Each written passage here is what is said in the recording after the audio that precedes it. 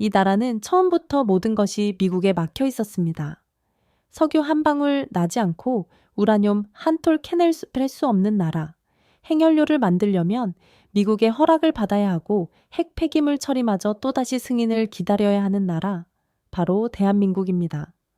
전 세계의 모든 전문가들은 확신했죠. 대한민국은 영원히 미국의 그늘에 있을 것이다. 여러분, 하지만 말입니다. 결국 한국이 그것을 가졌습니다. 미국이 단 한 번도 타국에 쉽게 넘긴 적 없는 그것, 우라늄 농축, 그리고 사용 후 핵연료 재처리 권한. 이것이 무엇을 의미하는지 아십니까? 한국은 핵은 없지만 핵을 가진 나라가 된 겁니다. 한국은 무슨 근거로 이런 당당한 요구를 할 수 있었을까요? 도대체 무엇이 미국마저 고개를 끄덕이게 만든 걸까요? 이야기 시작하기 전에 좋아요와 구독 버튼 가볍게 한번 눌러주시면 저 감동 이야기 서은비에게 정말 따뜻한 격려가 됩니다. 지금 어디에서 이 영상을 시청하고 계신지 아래 댓글에 나눠주세요. 결국 한국이 핵을 품었습니다. 미국이 제일 아껴둔 그 카드 말입니다. 미국이 수십 년 동안 철저히 막아온 우라늄 농축과 사용 후 핵연료 재처리 권한. 전 세계에서 일본조차 제한된 범위 안에서 만 허용받았던 민감 기술을 한국이 미국과의 협상에서 사실상 합의해낸 것입니다. 이는 단순한 기술 문제가 아닙니다. 핵 없는 핵보유국이라는 새로운 지위를 열어젖힌 역사적 전환점이자 국가적 위상의 도약입니다. 이제 세계는 묻습니다. 왜 미국은 이번엔 한국에게 이 권한을 넘겼는가? 저는 리차드 호크입니다. 미 육군 장성 출신이죠. 주한미군에서 5년간 근무했고 걸프전과 아프가니스탄에서 실전을 지휘했습니다. 은퇴 후엔 미국 전략국제문제연구소에서 한미동맹과 핵 억제력 동아시아 안보를 연구하고 있습니다. 그날 아침은 평범했습니다. 워싱턴 DC제 사무실에서 한반도 정세 보고서를 검토하고 있었죠. 커피 한 잔과 함께 뉴스를 켜놨던데 갑자기 화면에 한국의 외교부 장관이 나타났습니다. 처음엔 별다른 관심이 없었습니다. 또 다른 외교 발언이겠거니 했죠. 하지만 그 다음 순간 제 귀를 의심했습니다. 한국도 농축과 재처리를 할 수 있게 합의했다. 커피컵이 손에서 미끄러져 책상에 쏟아졌습니다. 20년 넘게 핵비 확산을 연구해온 저에게 이 말은 그냥 뉴스라 아니었습니다.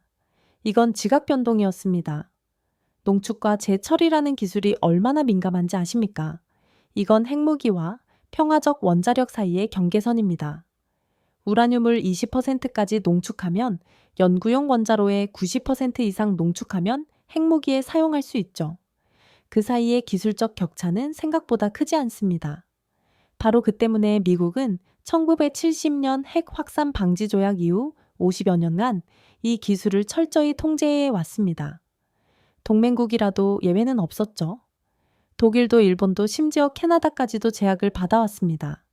즉시 펜타곤의 동료에게 전화를 걸었습니다. 마이크, 지금 뉴스 봤어? 한국이 농축 권한 받는다는 게 사실이야? 리차드, 우리도 확인 중이야.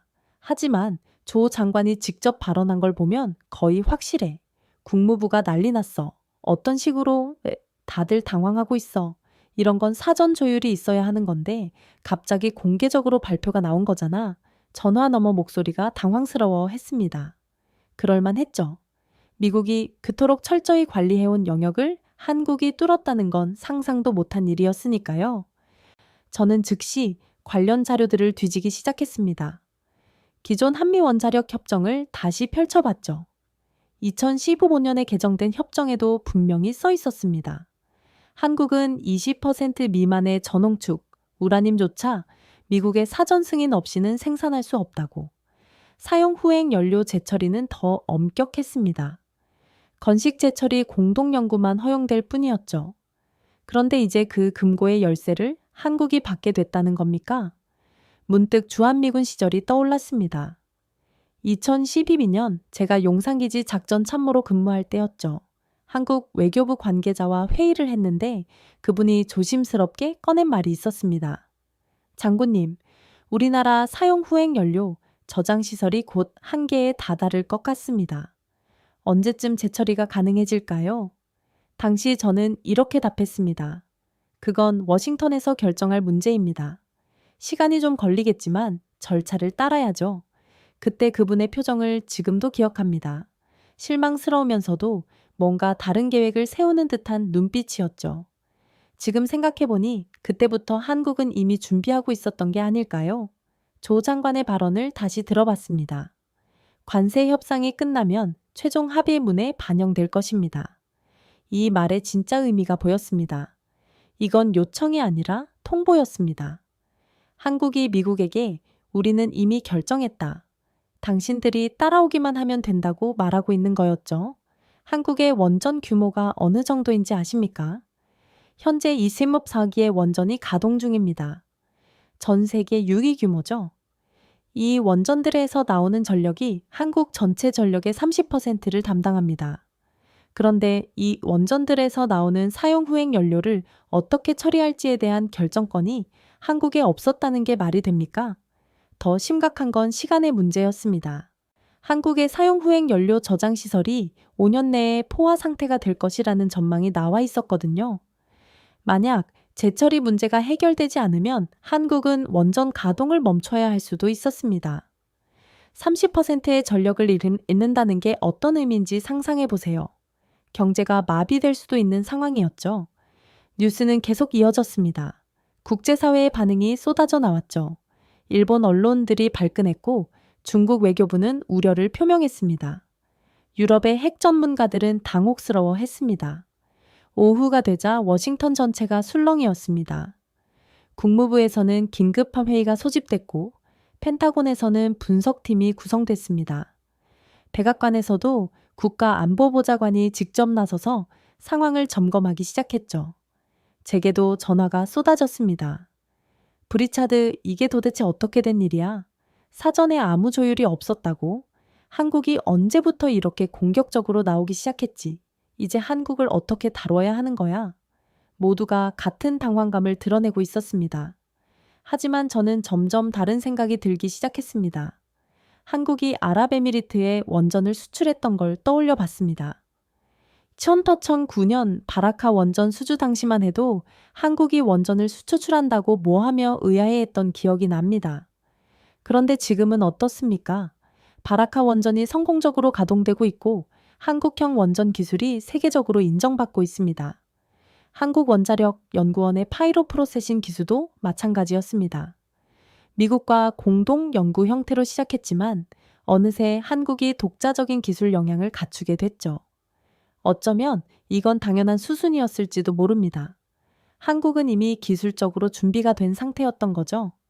저녁 무렵 한국 전문가들과 긴급 화상회의를 했습니다. 참석자는 국무부 동아시아 태평양 담당관, CIA 분석관, 그리고 몇몇 연구소 전문가들이었습니다. 이제 한국을 어떻게 봐야 할까요? 국무부 담당관이 던진 질문에 회의실이 조용해졌습니다. CIA 분석관이 먼저 입을 열었습니다. 기술적으로는 이미 준비가 돼 있었습니다. 문제는 정치적 결단이었는데 이번에 그걸 해낸 거죠. 그럼 이제 한국을 핵보유 가능국으로 분류해야 하는 건가요? 아닙니다. 한국은 핵무기를 만들 의도가 없어 보입니다. 하지만 그때 제가 말했습니다. 핵 없는 핵보유국이 탄생한 거죠. 모든 시선이 저에게 집중됐습니다. 무슨 뜻이죠, 장군님? 한국은 핵무기는 만들지 않지만 핵무기를 만들 수 있는 모든 기술과 재료를 합법적으로 확보하게 됩니다. 이건 새로운 형태의 억제력이에요. 20년 넘게 연구해 왔지만 이런 순간은 처음이었습니다. 한 나라가 핵무기를 만들지 않으면서도 핵 기술의 완전한 주권을 확보하는 순간을 목격하게 될 줄은 몰랐죠. 밤이 깊어갈수록 한국 관련 분석 자료들이 쌓여갔습니다. 한국의 우라늄 매장량, 원전 기술 수준, 핵 과학자 규모까지 모든 지표가 같은 결론을 가리키고 있었습니다. 한국은 이미 준비가 끝난 상태였다는 것, 그건 단순한 협정이 아니라 선언이었습니다. 한국이 이제 더 이상 기술 종속국이 아니라는 선언, 스스로 핵에너지의 미래를 설계할 수 있는 나라가 되었다는 선언이었습니다. 핵 없는 핵보유국, 바로 한국이었습니다. 그 밤 저는 잠들지 못했습니다. 머릿속으로 계속 같은 생각이 맴돌았죠. 이제 세계는 한국을 완전히 다른 시각으로 봐야 할 것이라고. 그리고 한국인들 스스로도 자신들의 위상이 얼마나 달라졌는지 깨닫게 될 것이라고. 저는 숨이 멎는 듯한 충격을 느꼈습니다. 이제 게임의 룰이 바뀐 거구나. 한국은 조용히, 그러나 단호하게 자신의 길을 개척한 거였습니다. 그 다음날 아침 저는 펜타곤 지하 3층 브리핑룸에 앉아 있었습니다. 긴급 소집된 핵정책 검토위원회였죠. 참석자들의 얼굴이 모두 심각했습니다. 국무부 군축 담당 차관보, CIA 핵 확산 방지 팀장, 그리고 에너지부 핵관보 국장까지 모두가 같은 질문을 안고 있었습니다. 미국이 70년 동안 지켜온 원칙이 어떻게 하루아침에 무너질 수 있단 말인가? 저는 자료를 넘기며 생각에 잠겼습니다. 미국은 1970년 핵 확산 방지 조약 이후 반세기 넘게 이 권한을 철저히 통제해 왔습니다. 이란, 일본, 독일, 그 어떤 나라에도 쉽게 내주지 않았죠. 그 이유는 명확했습니다. 우라늄 농축과 사용 후행 연료 재처리는 핵무기 제조의 핵심 기술이기 때문입니다. 평화적 목적과 군사적 목적 사이의 경계선이 너무나 얇은 기술이었죠. CIA 팀장이 먼저 입을 열었습니다. 일본도 이 권한을 완전히 받지 못했는데 한국이 어떻게 가능했을까요? 바로 그 지점이었습니다. 일본 사례를 보면 더욱 놀라운 일이었죠. 일본은 1988년부터 미국과 핵연료 재처리에 대한 협상을 시작했습니다. 무려 30년 넘게 끈질기게 요구해왔죠. 그리고 마침내 2018년에 사전포괄 승인이라는 형태로 제한적 권한을 받았습니다. 하지만 그것도 완전한 자유가 아니었습니다. 일본이 재처리할 수 있는 플루토늄의 양에는 여전히 상한선이 있었고 미국의 지속적인 모니터링을 받아야 했습니다. 저는 2019년 도쿄에서 열린 핵안보 회의에 참석했던 기억이 났습니다. 일본 원자력위원회 관계자와 대화를 나눴는데 그분이 이런 말을 했었죠. 우리는 30년을 기다렸지만 여전히 완전한 권한을 받지 못했습니다. 언제쯤 진정한 핵연료 주권을 가질 수 있을까요? 그때 저는 이렇게 답했습니다. 일본이 그 정도라면 다른 나라는 더 어려울 겁니다. 그런데 지금 한국이 그 불가능해 보였던 일을 해낸 것입니다. 독일의 사례는 더욱 극명했습니다. 독일은 유럽연합의 핵심 국가이면서도 핵연료 재처리에 대해서는 프랑스에 의존하고 있었습니다. 독일이 자체적으로 재처리 시설을 갖추려고 시도했던 1980년대에는 미국의 강력한 반대에 부딪혀 포기해야 했죠. 그리고 이란의 경우는 아예 다른 차원의 문제였습니다. 이란이 우란의 농축을 시도하자 국제사회는 수십 년간 경제 제재를 가했습니다. 2015년 핵합의를 통해서야 제한적으로 농축이 허용됐지만 그마저도 미국 행정부가 일방적으로 파기해버렸죠. 미국은 그 권한을 누구에게도 쉽게 내주지 않았습니다. 동맹국이든 적국이든 상관없이 말이죠. 에너지부 국장이 브리핑 자료를 들어올리며 말했습니다. 한국의 경우를 보면 기존 원칙과는 완전히 다른 접근이 이루어진 것 같습니다. 저는 고개를 끄덕였습니다. 그 차이점이 무엇인지 점점 보이기 시작했거든요. 첫째, 한국의 기술적 역량이었습니다. 한국은 이미 세계 6위의 원전 보유국이었고 원전을 수출할 수 있는 기술력을 갖추고 있었습니다. 2009년 아랍에미리트 바라카 원전 수주는 한국의 원자력 기술이 세계 최고 수준임을 증명한 사건이었죠. 둘째, 한국의 투명성이었습니다. 한국은 국제원자력기구의 사찰을 성실히 받아왔고 핵무기 개발 의혹이 제기된 적이 없었습니다.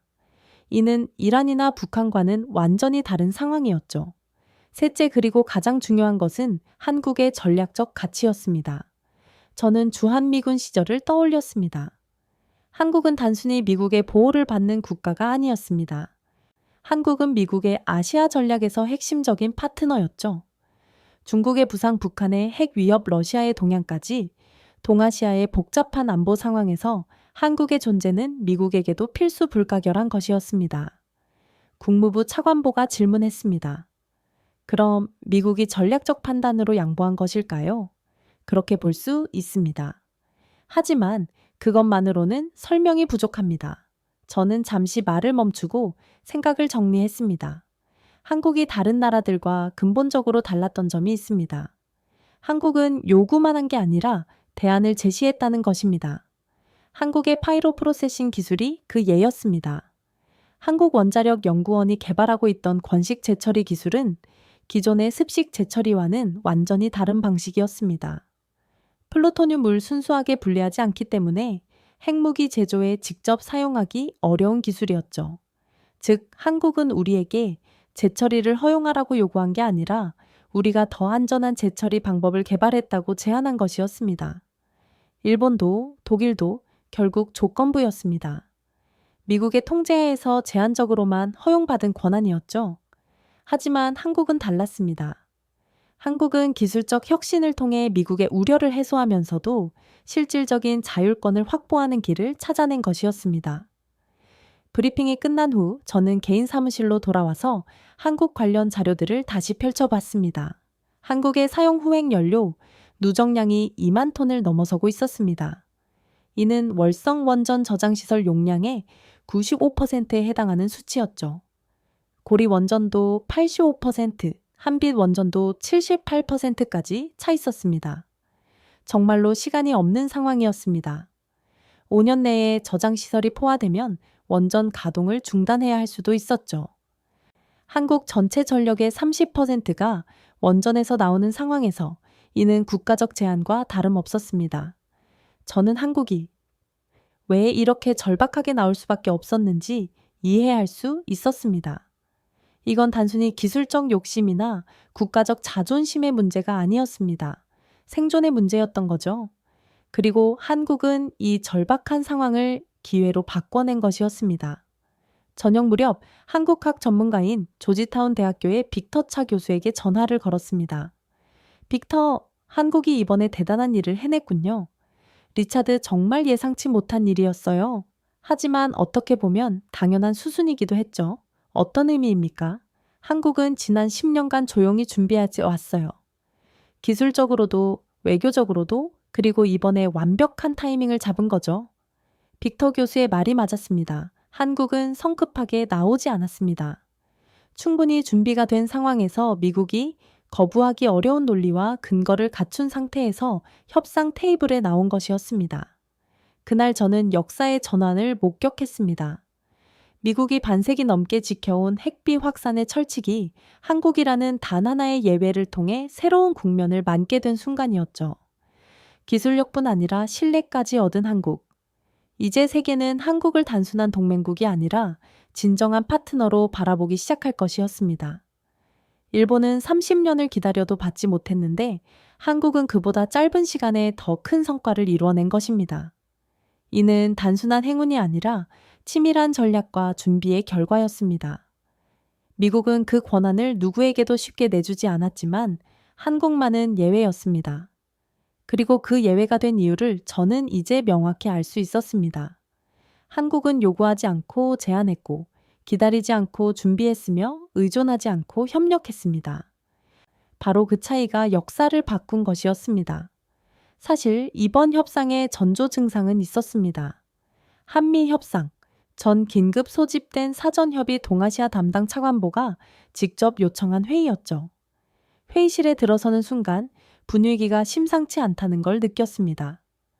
그리차드 한국 측에서 뭔가 새로운 의제를 들고 나올 것 같다는 정보가 있어 차관보의 말에 저는 고개를 갸우뚱했습니다. 어떤 의제 말입니까? 정확하진 않지만 해결료 관련해서 뭔가 큰 그림을 그리고 있다는 얘기야. 그때만 해도 저는 대수롭지 않게 생각했습니다. 아마 기존 협정의 일부 조항을 조정하자는 정도의 제안이겠거니 했죠. 하지만 이틀 후 블레어 하우스의 협상 테이블에 앉았을 때 저는 완전히 다른 한국을 마주하게 되었습니다. 협상 테이블은 예상보다 긴장감이 흘렀습니다. 한국 측 수석 대표는 조현 외교부 장관이었고 미국 측은 토니 블링컨 국무장관이 직접 나섰습니다. 저는 핵정책 자문위원 자격으로 참석했죠. 처음 30분간은 일반적인 동맹 현안들이 논의가 됐습니다. 방위비 분담금, 주한미군 현안, 북한 대응 방안까지 평범한 한미회담의 패턴이었죠. 그런데 조 장관이 갑자기 자료 폴더를 열더니 이렇게 말했습니다. 이제 우리가 정말 중요하게 생각하는 의제를 말씀드리겠습니다. 순간 공기가 무겁게 가라앉았습니다. 조 장관의 목소리에는 지금까지 듣지 못했던 단호함이 있었거든요. 우리도 자율적으로 해결료를 다룰 수 있어야 합니다. 블링컨 장관의 표정이 굳어졌습니다. 저를 포함한 미국 측 참석자들 모두 당황했죠. 이런 직설적인 요구는 예상하지 못했거든요. 조 장관님, 구체적으로 어떤 의미인지 설명해 주시겠습니까? 블링컨 장관이 조심스럽게 물었습니다. 우라늄 농축과 사용 후행, 연료 재처리에 대한 자율권을 말씀드리는 것입니다. 더 이상 미국의 사전 승인을 기다릴 수 없는 상황입니다. 미국이 당황하는 모습은 처음 봤습니다. 블링컨 장관이 잠시 말을 멈추고 측근과 눈빛을 주고받는 것이 보였죠. 그동안 한국은 이런 요구를 공식적으로 제기한 적이 거의 없었습니다. 조심스럽게 문제를 제기하거나 미국의 양해를 구하는 수준이었죠. 하지만 이번에는 달랐습니다. 조 장관이 준비해온 자료를 펼쳐 보였습니다. 한국의 사용 후행, 연료 저장 현황, 향후 5년간의 전망, 그리고 기존 저장 방식의 한계까지 모든 것이 체계적으로 정리되어 있었습니다. 월성 원전 저장 시설 가동률이 95%입니다. 고리 원전은 85%, 한빛 원전은 78%입니다. 이 추세라면 2028년에는 모든 저장 시설이 포화 상태가 됩니다. 숫자로 제시되니 더욱 설득력이 있었습니다. 이건 추상적인 요구가 아니라 구체적인 위기 상황이었거든요. 그렇다면 임시 저장 시설을 확장하는 방안은 어떻습니까? 미국 측 에너지 담당관이 대안을 제시했습니다. 임시 방편으로는 한계가 있습니다. 근본적인 해결책이 필요한 상황입니다. 조 장관의 답변은 단호했습니다. 그리고 이어진 말이 더욱 충격적이었죠. 우리는 이미 파이로 프로세싱 기술을 상당 수준까지 개발했습니다. 안전성과 투명성도 국제원자력 기구로부터 인정받고 있습니다. 이제 이 기술을 실용화할 시점입니다. 이젠 우리가 요구하는 쪽이었습니다. 한국이 미국에게 이렇게 해달라고 말하는 상황이 온 것이었죠. 저는 주한미군 시절을 떠올렸습니다. 2010년대 초반 한국 정보 관계자들과 회의할 때면 그들은 항상 조심스러워 했습니다. 이런 요청을 드려도 될까요? 미국 측 입장에 무리가 되지 않을까요? 그런 한국이 지금은 완전히 달라져 있었습니다. 블링컨 장관이 잠깐 휴식을 제안했습니다. 미국 측 내부 협의가 필요하다는 이유였죠. 별도 회의실에서 긴급 논의가 시작됐습니다. 참석자들의 표정이 모두 심각했습니다. 이건 예상치 못한 상황이야. 한국이 언제부터 이렇게 공격적으로 나오기 시작했지? 아무래도 사전 조율이 부족했던 것 같습니다. 한국 측의 진짜 의도를 파악하지 못했어요. 그렇다면 이 요구를 어떻게 처리해야 할까? 모두가 답을 찾지 못하고 있었습니다. 기존의 매뉴얼로는 해결할 수 없는 상황이었거든요. 저는 이때 깨달았습니다. 이 협상은 그냥 경제 문제가 아니라는 것을 한국이 주권을 요구하고 있다는 것을 말이죠. 30분 후 협상이 재개됐습니다. 블링컨 장관이 신중하게 입을 열었습니다. 한국 측의 요구를 충분히 이해합니다. 하지만 이는 매우 민감한 사안이라 신중한 검토가 필요합니다. 물론입니다. 하지만 시간적 여유가 많지 않다는 점도 고려해 주시기 바랍니다. 조 장관의 답변에는 여전히 단호함이 있었습니다. 그때 한국 측에서 예상치 못한 카드가 나왔습니다. 이번 관세 협상에서 우리가 상당한 양보를 할 예정입니다. 하지만 그에 상응하는 협력도 필요하다고 봅니다. 관세 협상과 해결료 문제를 연결시킨 것이었습니다. 이는 고도의 협상 전략이었죠. 미국 측이 다시 한번 당황했습니다. 경제 협상과 안보 협상을 연결시키는 것은 일반적이지 않은 접근이었거든요. 서로 다른 성격의 협상을 연결시키는 것은 모든 협력은 연결되어 있습니다. 경제적 협력과 기술적 협력도 마찬가지죠. 조 장관의 논리가 명확했습니다. 그리고 이 논리에 반박하기가 쉽지 않았죠. 협상은 예정 시간을 넘겨 계속됐습니다. 양측 모두 한치의 양보도 없이 팽팽하게 맞서고 있었습니다. 그런데 오후 늦게 상황이 급반전됐습니다. 워싱턴에서 긴급 지시가 내려온 것이었죠. 블링컨 장관이 잠시 전화 통화를 마치고 돌아왔을 때 표정이 달라져 있었습니다. 한국 측의 제안에 대해 긍정적으로 검토해 보겠습니다. 역전의 순간이 찾아왔습니다. 미국이 한국의 요구를 사실상 수용한 것이었죠. 물론 세부적인 조건들에 대해서는 추가 논의가 필요하겠습니다. 당연히 그래야죠. 하지만 기본 방향에 대해서는 합의가 이루어진 것으로 이해하겠습니다. 조 장관이 만족스러운 표정을 지었습니다. 그 순간 저는 무언가 근본적인 변화가 일어났다는 걸 느꼈습니다. 한미 관계의 역학이 바뀌고 있다는 것을 말이죠. 협상이 끝나고 나서 미국 측 내부 검토 회의가 다시 열렸습니다. 도대체 무슨 일이 벌어진 거야? 왜 갑자기 방향이 바뀐 거지? 위에서 지시가 내려왔어. 한국의 요구를 수용하는 쪽으로 가라고. 이유는 뭔데? 전략적 판단인 것 같아. 한국을 잃는 것보다는 양보하는 게 낫다는 계산이겠지. 모두가 어리둥절해 했습니다. 하지만 결과는 명확했죠. 미국이 한국에게 전례 없는 양보를 한 것이었습니다. 그날 밤 저는 호텔에서 하루 종일의 일들을 정리해 보았습니다. 한국이 협상 테이블에서 보여준 모습은 과거와 완전히 달랐습니다. 조심스럽게 요청하는 대신 당당하게 요구했고, 기다리는 대신 주도했으며 양해를 구하는 대신 조건을 제시했습니다. 더욱 놀라운 것은 미국이 그 요구를 받아들였다는 사실이었습니다. 이는 한국의 전략적 가치를 미국이 얼마나 높게 평가하고 있는지를 보여주는 증거였죠. 그리고 저는 깨달았습니다. 이제 더 이상 약자의 협상이 아니라는 것을, 한국이 미국과 대등한 위치에서 협상할 수 있는 나라가 되었다는 것을 말이죠. 협상 테이블을 뒤집지 않고도 승리할 수 있다는 것. 그것이 바로 진정한 외교력이었습니다. 한국의 해결료 자율권 합의 소식이 공개되자 국제사회의 반응은 즉각적이었습니다. 그리고 그 반응들은 한국이 얼마나 큰 일을 해냈는지를 역설적으로 증명해주고 있었죠. 가장 먼저 들끄는 곳은 일본이었습니다. 한국 관련 소식이 나온 지 불과 몇 시간 만에 도쿄의 주요 언론들이 일제히 반발하기 시작했거든요. 저는 그날 오후 도쿄의 한 연구소 동료로부터 전화를 받았습니다.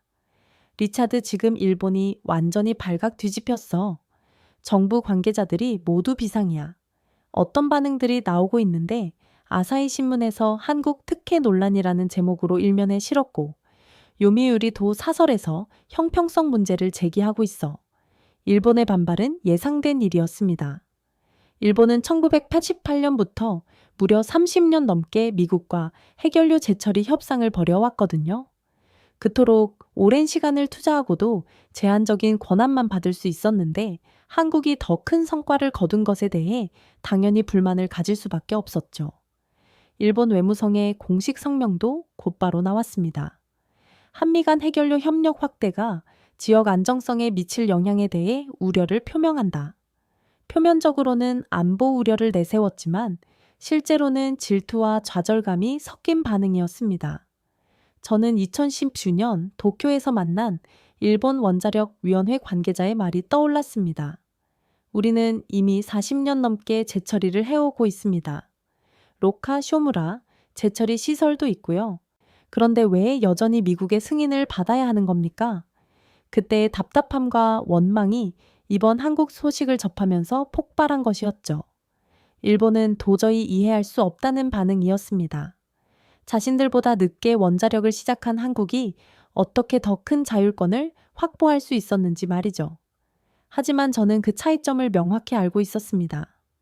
일본은 과거의 성과에 안주했지만 한국은 미래를 준비했다는 것. 일본이 기존 기술의 연장선에서 협상했다면 한국은 완전히 새로운 패러다임을 제시했다는 것이었습니다. 일본 언론의 보도 수위는 시간이 지날수록 더욱 격해졌습니다. 한국이 핵무기 개발 능력을 갖게 되는 것 아니냐는 우려부터 미일 동맹에 균열이 생기는 것 아니냐는 분석까지 모든 각도에서 비판의 화살을 퍼부었죠. 그런데 이런 반발 자체가 한국의 성취를 더욱 부각시키고 있었습니다.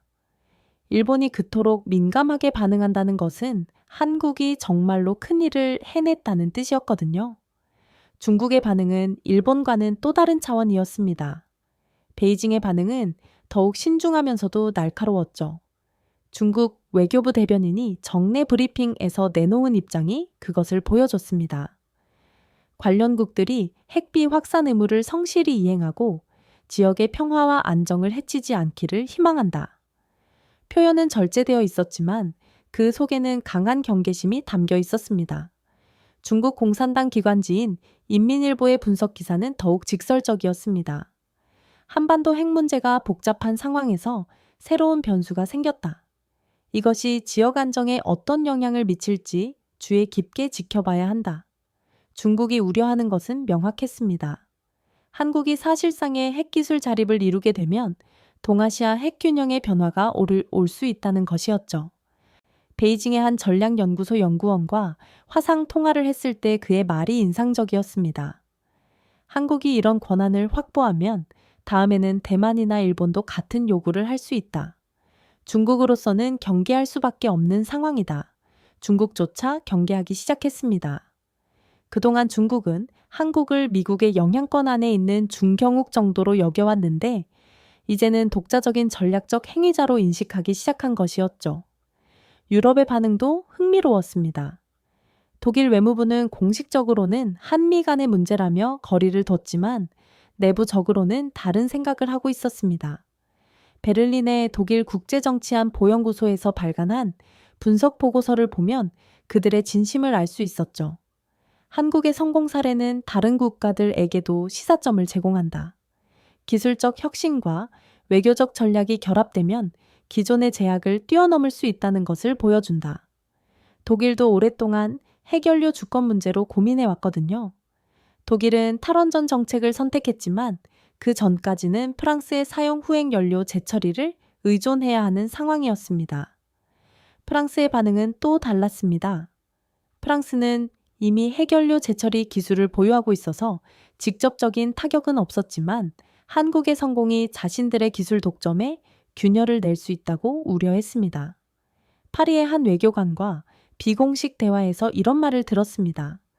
한국이 독자적인 재처리 기술을 갖게 되면 우리가 그동안 독점해온 사용 후행, 연료 재처리, 시장의 새로운 경쟁자가 나타나는 셈이다. 국제원자력기구의 반응은 상당히 신중했습니다. 라파엘 그로시 사무총장은 공식 성명에서 이렇게 밝혔죠. 모든 핵활동은 국제원자력기구의 안전조치에서 이루어져야 하며 투명성과 책임성을 바탕으로 해야 한다. 하지만 비공개적으로는 한국의 기술력과 투명성을 높이 평가하고 있다는 정보가 들어왔습니다. 한국은 그동안 국제원자력기구의 사찰을 성실히 받아왔고 핵무기 개발 의혹이 제기된 적도 없었거든요. 러시아의 반응은 예상외로 절제되어 있었습니다. 모스크바는 공식적으로는 별다른 입장을 내놓지 않았죠. 하지만 러시아 전문가들의 분석은 흥미로웠습니다. 한국의 성공은 미국의 핵독점 체제에 균열을 내는 것이다. 이는 러시아에게도 새로운 기회가 될 수 있다. 세계 각국의 반응을 종합해 보면 한 가지 명확한 사실이 드러났습니다. 모든 나라가 한국을 더 이상 예전과 같은 시각으로 보지 않는다는 것이었죠. 견제받는다는 건 곧 그만한 힘이 있다는 뜻입니다. 일본의 분노도 중국의 경계도 유럽의 관심도 모두가 한국이 이제 무시할 수 없는 존재가 되었다는 것을 의미했습니다. 특히 일본의 반응이 가장 상징적이었습니다. 그들의 분노는 우리의 성취를 더욱 빛나게 했습니다. 30년간 못 받은 것을 한국이 받았다는 사실이 그들에게는 큰 충격이었죠. 하지만 저는 일본의 좌절을 이해할 수 있었습니다. 그들은 과거의 방식에 매몰되어 있었거든요. 기존 기술의 개선과 양적 확대에만 집중했지 근본적인 패러다임 변화를 추구하지 않았습니다. 반면 한국은 완전히 다른 접근을 했습니다. 파이로 프로세싱이라는 혁신적 기술을 통해 안전성 문제를 해결하면서도 실질적인 자율권을 확보하는 길을 찾아낸 것이었죠. 중국의 경계심도 마찬가지였습니다. 중국이 한국을 경계한다는 것은 한국을 동등한 전략적 경쟁자로 인정한다는 뜻이었습니다. 더 이상 미국의 부속물이 아니라 독자적인 판단과 행동이 가능한 나라로 본다는 의미였죠. 이제 세계는 한국을 달리 보기 시작했습니다. 기술 종속국에서 기술 선진국으로 수동적 동맹국에서 능동적 파트너로, 지역 국가에서 글로벌 플레이어로 위상이 바뀐 것이었습니다. 한국은 이제 국제적으로 잠재적 핵 보유국으로 인정받았습니다. 핵무기는 없지만 언제든 핵무기를 만들 수 있는 기술적, 재료적 조건을 갖춘 나라로 분류되기 시작한 것이죠. 이는 엄청난 변화였습니다. 핵 확산 방지 조약 체제에서 이런 위상을 인정받은 나라는 극소수에 불과했거든요. 일본도 완전히 이 범주에 들어가지는 못했는데 한국이 그 문턱을 넘어선 것이었습니다. 국제사회의 견제와 우려, 그리고 질투와 경계심, 이 모든 반응들이 하나의 메시지를 전달하고 있었습니다. 한국이 이제 진짜 강국이 되었다는 것을, 그리고 그 강국의 힘은 무력이 아니라 기술과 외교에서 나온다는 것을, 한국이 이 전례 없는 협상 성과를 거둘 수 있었던 비밀을 알고 싶으셨나요? 저는 협상이 끝난 후 몇 주 동안 그 답을 찾기 위해 깊이 파고들었습니다. 그리고 마침내 깨달았죠.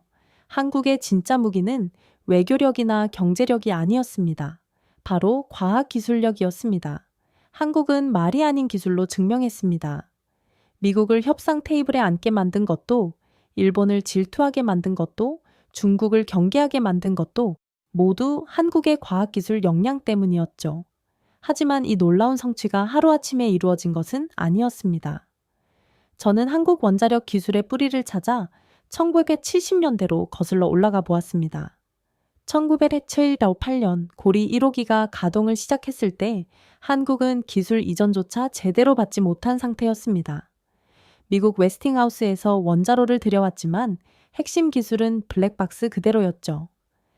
한국 기술진들은 겉모습만 보고 내부 원리를 추측해야 하는 상황이었습니다. 우리 손으로 원자력을 다뤄보자. 그때 한국의 과학자들이 품었던 꿈이었습니다. 장인순 박사, 이민하 박사, 한인석 박사 같은 분들이 선구자 역할을 했죠. 이분들은 해외에서 원자력학을 공부하고 돌아와 한국 원자력의 기초를 놓았습니다. 석유 한 방울 나지 않는 나라에서 에너지 자립은 생존의 문제였습니다. 자원이 없다면 기술로 살아야 한다는 절박한 현실인식이 있었던 거죠. 저는 주한미군 시절 2013년 한국원자력연구원을 방문했던 기억이 납니다. 당시 캐리 연구진과 만났을 때 받은 인상이 지금도 생생합니다. 장군님, 우리는 원자력 후진국에서 시작했지만 이제는 원전을 수출하는 나라가 됐습니다. 한 연구원이 자랑스럽게 말했을 때 저는 단순한 허세가 아니라는 걸 느꼈습니다. 그들의 눈에는 진짜 자신감이 있었거든요. 그리고 실제로 그 자신감에는 근거가 있었습니다. 이게 2009년 아랍에미리트 바라카 원전 수주는 그 모든 것의 결정판이었습니다. 저는 당시 상황을 자세히 들여다봤는데 정말 드라마틱한 스토리였습니다. 프랑스 아레바, 미국 웨스팅하우스 일본, 미쓰비시 중공업까지 세계 원전업계의 거물들이 모두 바라카 프로젝트에 뛰어들었습니다. 처음 한국이 입찰에 참여한다고 했을 때 경쟁사들의 반응은 대수롭지 않게 여기는 수준이었습니다. 한국이 원전을 수출한다고 아직 이르지 않나 프랑스 아랩의 한 임원이 했다는 말입니다. 일본 미쓰비시 관계자도 비슷했죠. 한국은 우리 기술을 바탕으로 원전을 운영하고 있는 나라 아닌가? 수출은 시기상조다. 하지만 UAE 바라카 프로젝트 심사위원들 앞에서 한국 기술진이 프레젠테이션을 시작하자 분위기가 달라졌 봤습니다. APR 첨서사보의 설계 도면이 스크린에 나타나 외국 전문가들의 표정이 바뀌기 시작했습니다. 안전 시스템 설명에서는 감탄사가 터져나왔고 경제성 분석 자료를 보고는 놀라움을 감추지 못했습니다. 이 기술이 정말 한국이 독자 개발한 것입니까? 심사위원 중 한 명이 질문했습니다. 네, 한국 표준형 원전 APR 1400은 순수 한국 기술로 설계된 원자로입니다. 한국 기술진의 당당한 답변이었죠. 그 순간을 목격한 사람들의 증언에 따르면 회의실 분위기가 완전히 뒤바뀌었다고 합니다. 더 이상 한국을 기술 후진국으로 보는 시선은 사라졌고 진지한 경쟁 상대로 인식하기 시작했다는 거죠. 결과는 모두가 아는 대로였습니다. 한국전력공사 컨소시엄이 200억 달러 규모의 바라카 원전 프로젝트를 따냈습니다. 세계가 수입하는 원전을 만든 나라 바로 한국이 된 순간이었죠. 하지만 저를 더욱 감동시킨 것은 그 뒤의 이야기였습니다. 바라카 원전 건설 과정에서 한국 기술진들이 보여준 모습이 정말 대단했습니다. 사막이라는 극한의 환경에서도 예정된 공기를 단축해 원전을 완공했습니다. 2020년 바라카 시로기가 첫 전력을 생산했을 때 중동 지역 최초의 상업 원전이라는 역사적 의미와 함께 한국 기술의 우수성이 전 세계에 알려졌습니다. 그리고 지금 한국원자력연구원의 파이로 프로세싱 기술을 살펴보니 또 다른 감동이 밀려왔습니다. 카이리의 실험실에서 답은 이미 준비되어 있었습니다. 한국은 미국의 우려를 정면으로 해결할 수 있는 기술적 대안을 갖고 있었던 것이죠. 기존의 습식제 처리 방식과 완전히 다른 파이로 프로세싱 기술, 고온에서 전기화학적 방법을 사용해 사용 후행 연료를 처리하는데 플루토뉴, 물, 순수하게 분리하지 않고 다른 원소들과 섞인 상태로 회수합니다. 이건 기존 재처리의 안전성 문제를 근본적으로 해결한 혁신 기술입니다. 카이리 관계자의 설명이었습니다. 미국도 처음엔 의심했지만 공동 연구를 통해 안전성을 확인했습니다. 한국은 단순히 기존 기술을 모방한 것이 아니었습니다. 완전히 새로운 패러다임을 제시한 것이었죠. 저는 1970년대 고리 1호기 건설 현장의 사진을 다시 들여다봤습니다.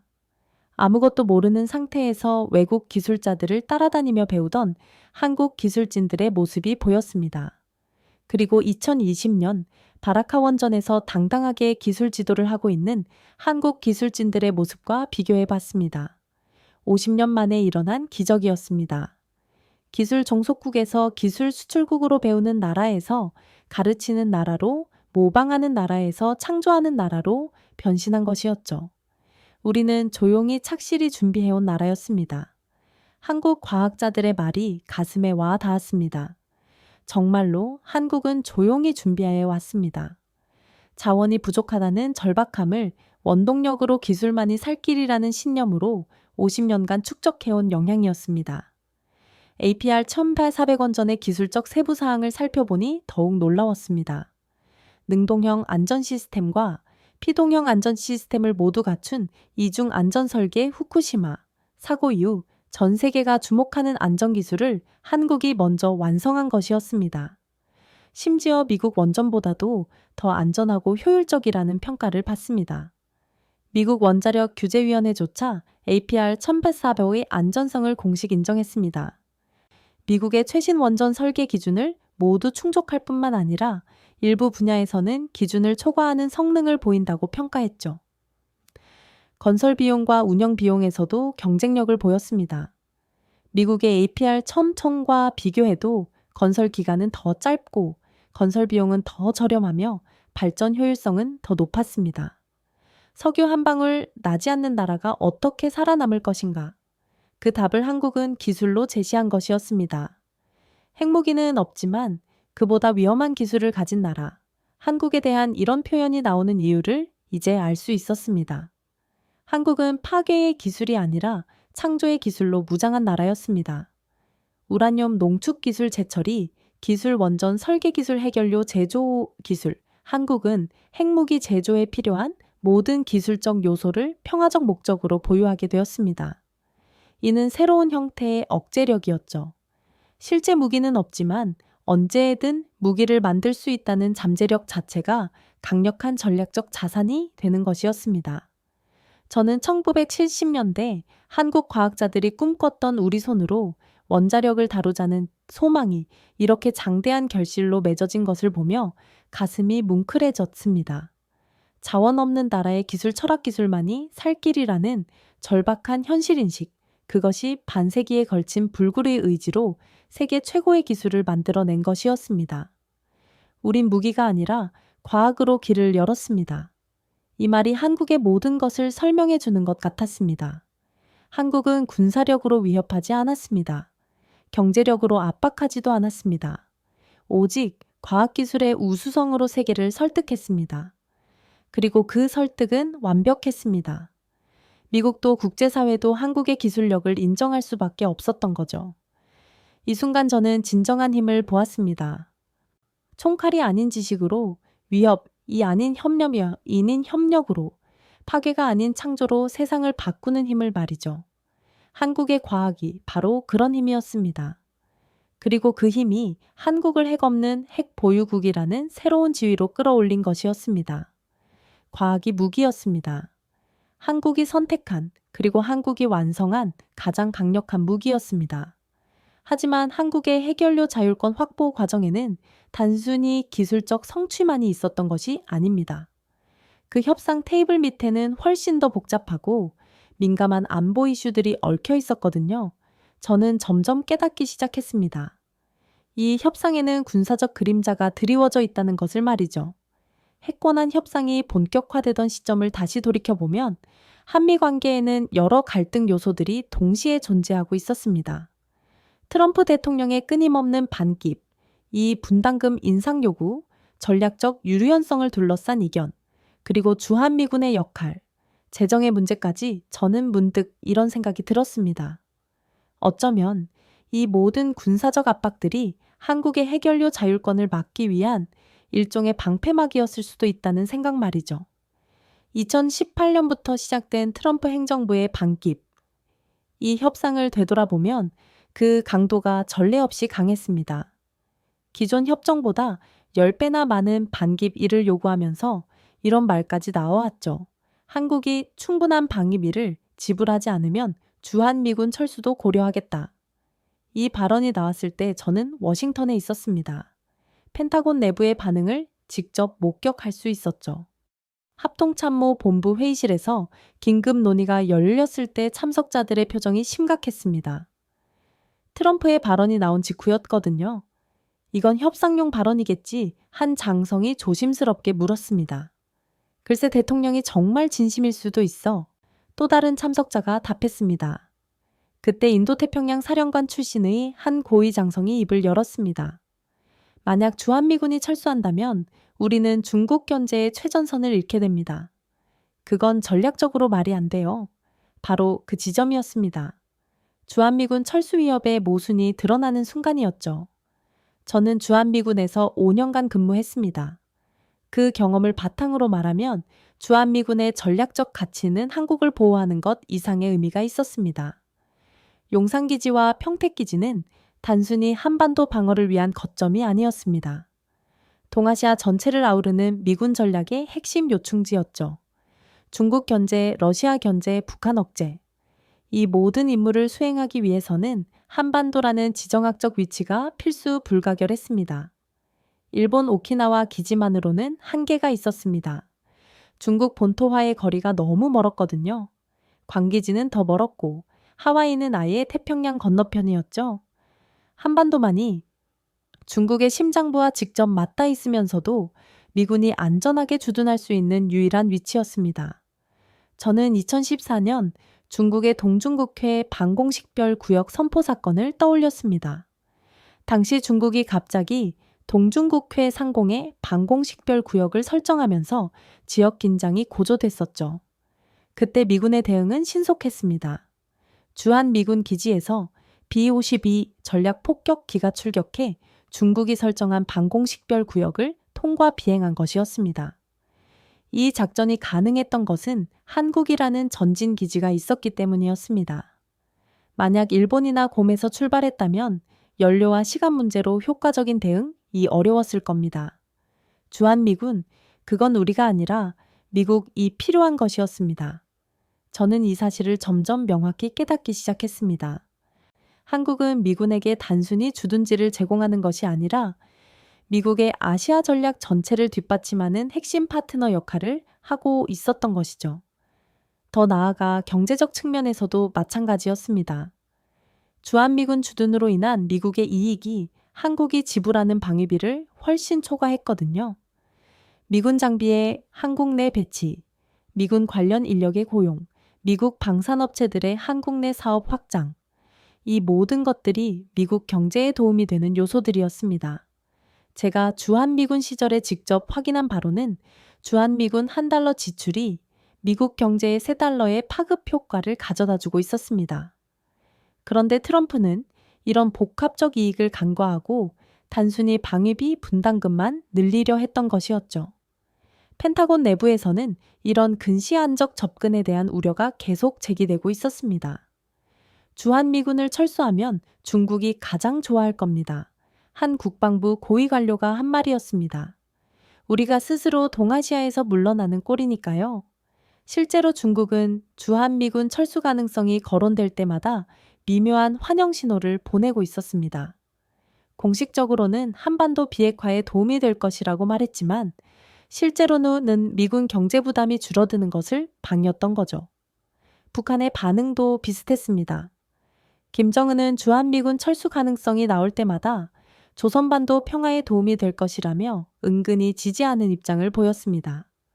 미국의 적국들이 환영하는 정책을 미국이 추진한다는 것 자체가 전략적 모순이었습니다.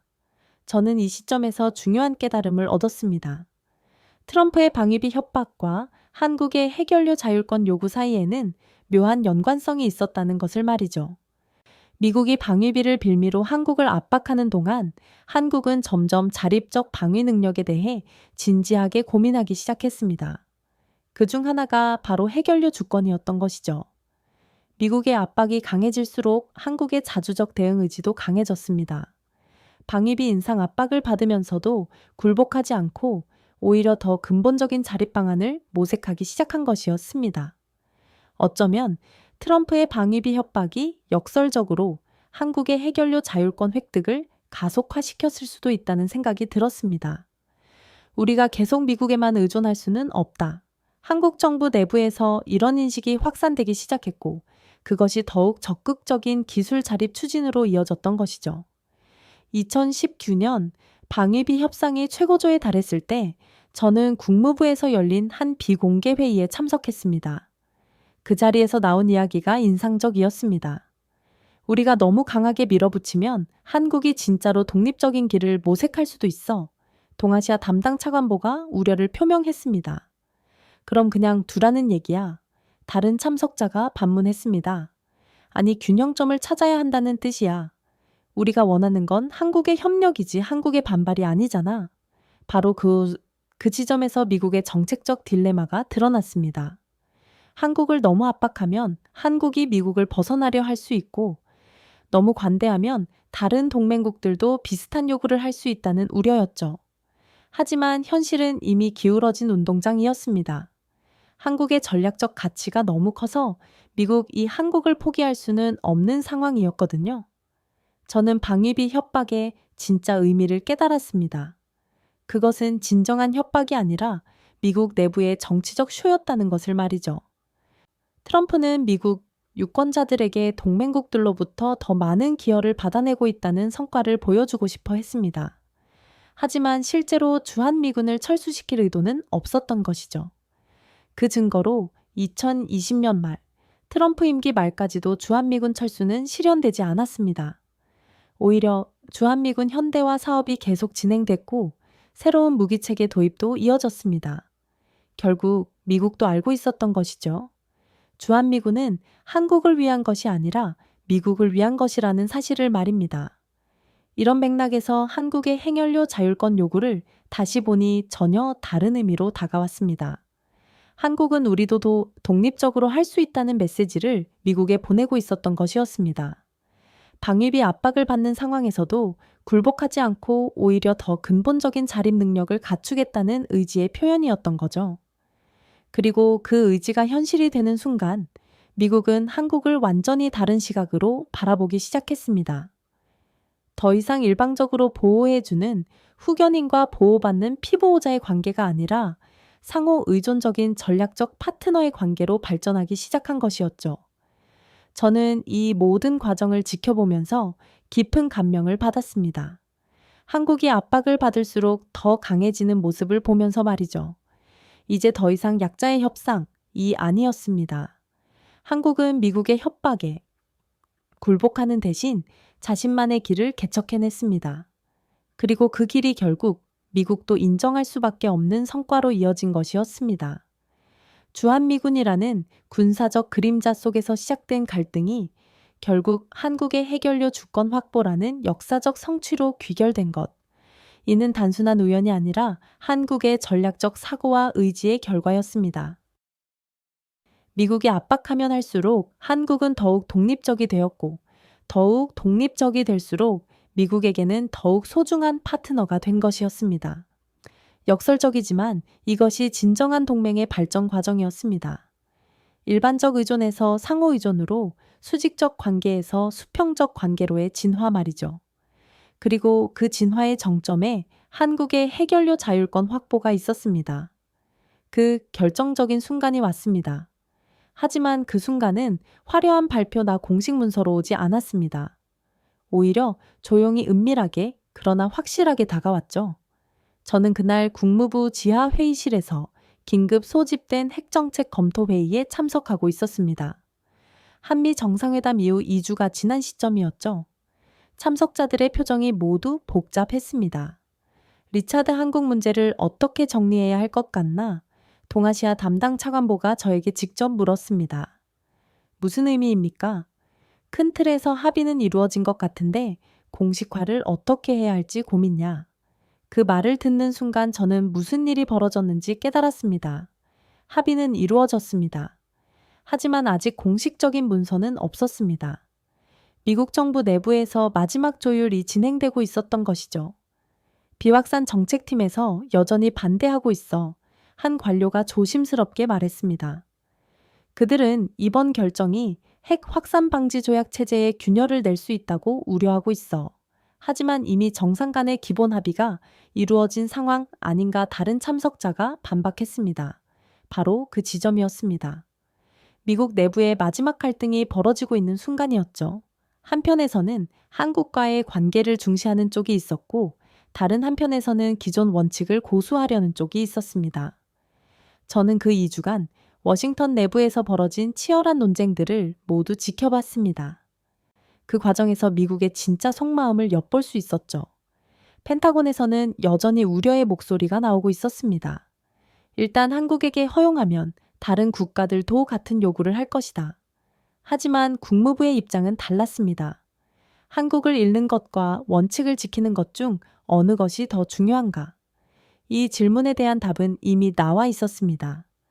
백악관에서 내려온 최종 지침이 그것을 보여줬죠. 한국과의 전략적 파트너십이 우선한다.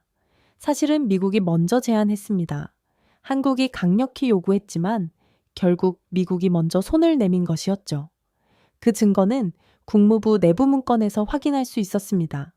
한국의 요구를 지속적으로 거부할 경우 한미 관계 전반에 미칠 부정적 영향을 우려한다. 또 다른 문서에는 더욱 직설적인 내용이 있었습니다. 한국이 독자적인 핵연료 정책을 추진할 경우 미국의 영향력이 현재 약화될 수 있다. 미국은 선택해야 했습니다. 한국을 계속 통제하려다가 관계가 틀어지거나 아니면 한국의 요구를 수용하면서 파트너십을 강화하거나 결국 미국은 후자를 택했습니다. 그건 전략적 항복이었습니다. 미국이 자신의 70년 원칙보다 한국과의 관계를 우선시한 것이었거든요. 하지만 그 항복에는 계산이 있었습니다. 미국도 이 결정이 자신에게 더 도움이 될 것이라는 판단을 했던 것이죠. 한국과의 기술 협력을 통해 우리도 새로운 혁신을 이룰 수 있을 것이다. 에너지부 고위 관료의 말이었습니다. 파이로 프로세싱 기술은 미국에게도 필요한 기술이다. 공동 개발이 양국에 모두 도움이 될 것이다. 이것이 진정한 윈윈이었습니다. 일방적인 양보가 아니라 상호 이익을 위한 전략적 선택이었던 것이죠. 저는 이 과정에서 한국의 놀라운 협상력을 목격했습니다. 한국은 단순히 요구만 한 것이 아니었습니다. 미국이 거부하기 어려운 완벽한 패키지를 제시했던 것이었죠. 관세 협상에서의 양보, 방기비, 분담금 문제에서의 협력, 그리고 핵연료 자율권 요구. 이 모든 것이 하나의 전략적 설계 안에서 이루어진 것이었습니다. 우리는 경제적으로 양보할 준비가 되어 있다. 하지만 기술적 주권은 포기할 수 없다. 한국의 메시지는 명확했습니다. 그리고 그 메시지에는 협상의 여지가 없는 단호함이 있었죠. 조현 외교부 장관의 마지막 발언, 그것을 보여줬습니다. 관세 협상이 완료되면 합의문에 반영될 것입니다.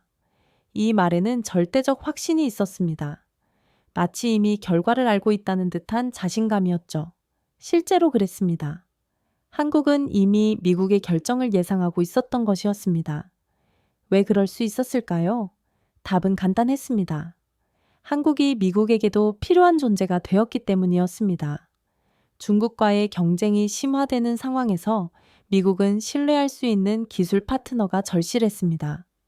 그리고 그 조건을 만족하는 나라는 많지 않았죠. 일본은 기술력은 있지만 독자성이 부족했습니다. 유럽 국가들은 독자성은 있지만 미국과의 협력 의지가 제한적이었죠. 한국만이 기술력과 독자성, 그리고 미국과의 협력 의지를 모두 갖춘 나라였습니다. 바로 그래서 미국이 선택한 것이었습니다. 한국을 막는 대신 협력하는 길을 택한 것이죠. 하지만 여전히 공식 발표는 미뤄지고 있었습니다. 미국 정부 내 비확산 정책팀의 마지막 저항 때문이었죠. 발표 시점을 조정해야 할 것 같다. 한 고위 관료가 조심스럽게 말했습니다. 국제사회의 반응도 고려해야 하고, 하지만 저는 알고 있었습니다. 이미 실질적인 합의는 끝났다는 것을 말이죠. 국가안보실장이 언론과의 인터뷰에서 한 말이 그것을 확인해 줬습니다.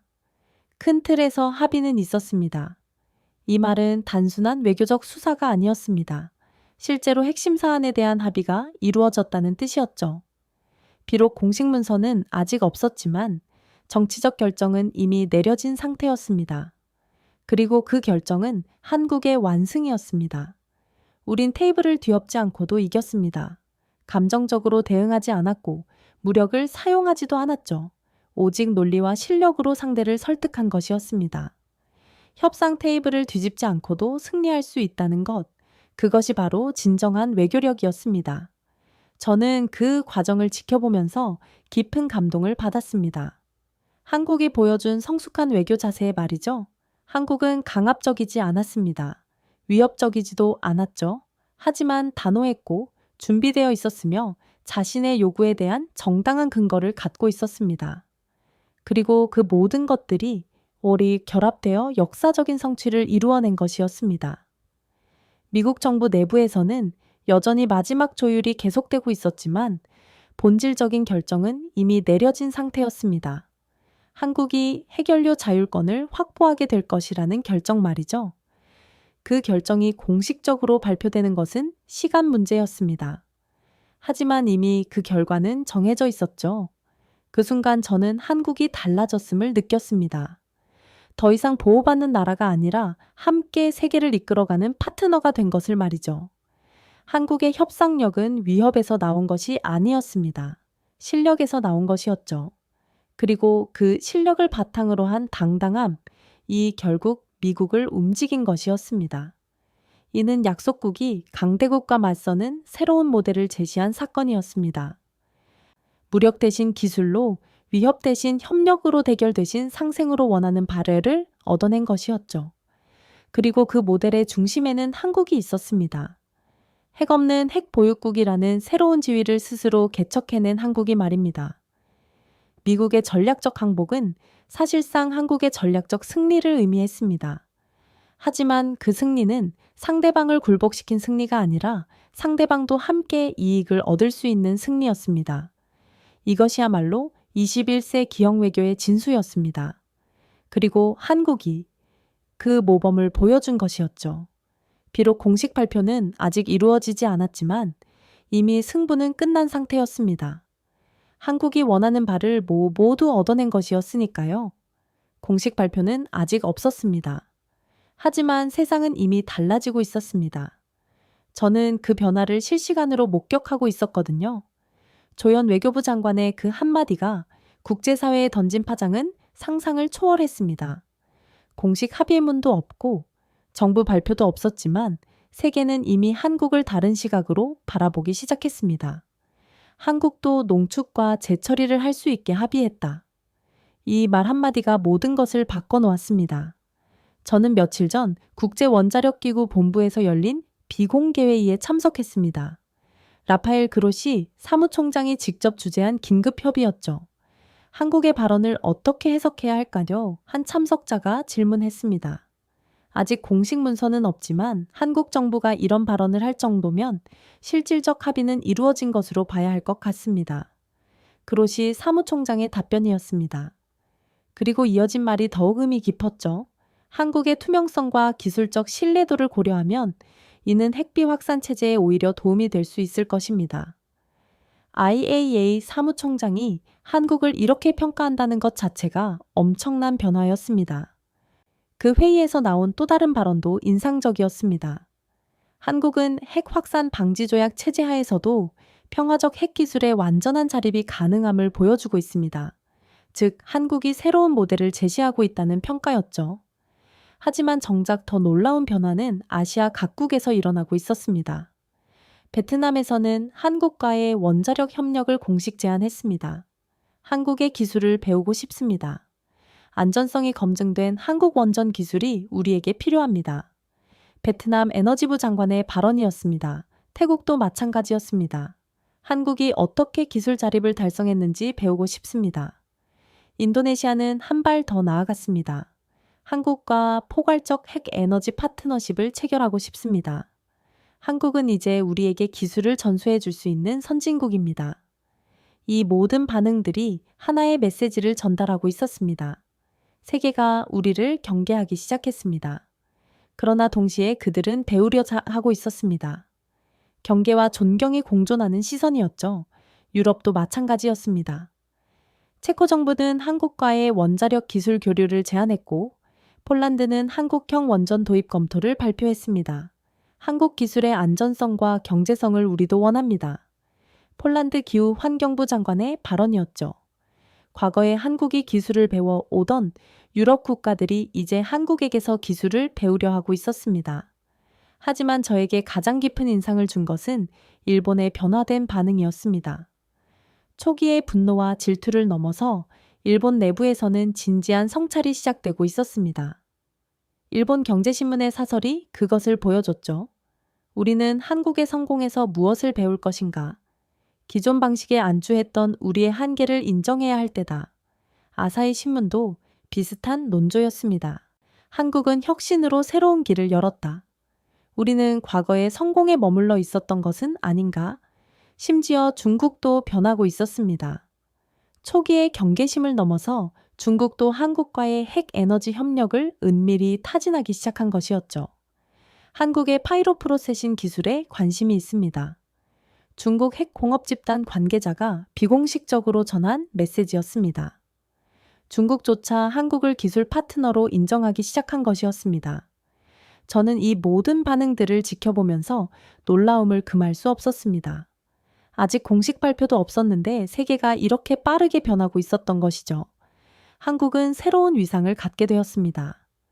무기를 갖지 않고도 핵을 가진 나라로서 인정받는 지위를 말이죠. 국제사회는 한국을 경계하면서도 동시에 배우려 하고 있었습니다. 이는 전례가 없는 현상이었습니다. 한국이 창조해낸 새로운 개념이었죠. 핵 없는 핵 보유국이라는 개념을 말입니다. 핵무기는 없지만 핵무기를 만들 수 있는 모든 기술과 재료를 합법적으로 보유한 나라. 언제든 핵무기를 만들 수 있지만 만들지 않기로 선택한 나라. 이는 기존의 핵 확산 방지 조약 체제에서는 상상할 수 없었던 새로운 카테고리였습니다. 그리고 그 카테고리의 첫 번째 구성원이 바로 한국이 된 것이었죠. 저는 이 순간의 의미를 곰곰이 생각해 봤습니다. 한국이 보여준 것은 단순한 기술적 성취가 아니었습니다. 이는 평화적 방법으로 국제적 영향력을 확보할 수 있다는 새로운 모델을 제시한 것이었죠. 군사력으로 위협하지 않고도 경제력으로 압박하지 않고도 오직 기술력과 신뢰만으로 원하는 바를 달성할 수 있다는 것을 증명한 것이었습니다. 이는 21세기 국제관계의 새로운 패러다임을 제시한 사건이었습니다. 저는 워싱턴에서 열린 한 세미나에서 이런 발언을 했습니다. 한국 모델의 핵심은 기술적 혁신과 외교적 신뢰의 결합입니다. 무엇보다 중요한 것은 평화적 의지입니다. 한국이 이런 신뢰를 받을 수 있었던 것은 핵무기를 만들지 않겠다는 의지를 일개한되게 보여왔기 때문입니다. 그리고 덧붙였죠. 한국은 정말로 다른 길을 선택했습니다. 파괴가 아닌 창조로 대결이 아닌 협력으로 원하는 바를 얻어낸 것입니다. 세미나 후 한 참석자가 저에게 다가와서 말했습니다. 장군님 한국을 보면서 감동받았습니다. 저런 식으로도 강국이 될 수 있다는 것을 처음 알았어요. 저도 그 감정에 동감했습니다. 핵은 없지만 우린 핵을 가진 나라입니다. 무기는 없지만 무기보다 강력한 것을 손에 넣은 것이었죠. 그것은 바로 존경이었습니다. 세계의 존경, 국제사회의 신뢰, 그리고 미래 세대를 위한 모범이었습니다. 이제 그 어떤 나라도 한국을 기술 후진국이라 부를 수 없습니다. 한국은 기술 선진국의 반열에 올라섰을 뿐만 아니라 새로운 기술 패러다임을 제시하는 혁신 국가가 된 것입니다. 이제 세계가 한국을 배우려 합니다. 한국의 성공 비결을 알고 싶어 하고 한국의 기술을 도입하고 싶어 합니다. 한국은 스스로 길을 열었습니다. 누구의 도움도 받지 않고 오직 자신의 의지와 노력만으로 새로운 경지에 도달한 것이었습니다. 저는 이 모든 변화를 지켜보면서 깊은 감명을 받았습니다. 한 나라가 이렇게 아름답게 성장할 수 있다는 것, 무력이 아닌 지혜로, 위협이 아닌 협력으로, 파괴가 아닌 창조로 세상을 바꿀 수 있다는 것, 한국이 바로 그런 나라였습니다. 이 순간 저는 눈물이 났습니다. 한국이 보여준 성취에 대한 감동이었죠.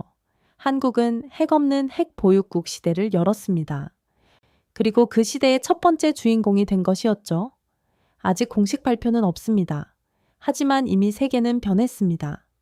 한국을 보는 시각이 완전히 달라진 것이죠. 저는 이제 확신합니다.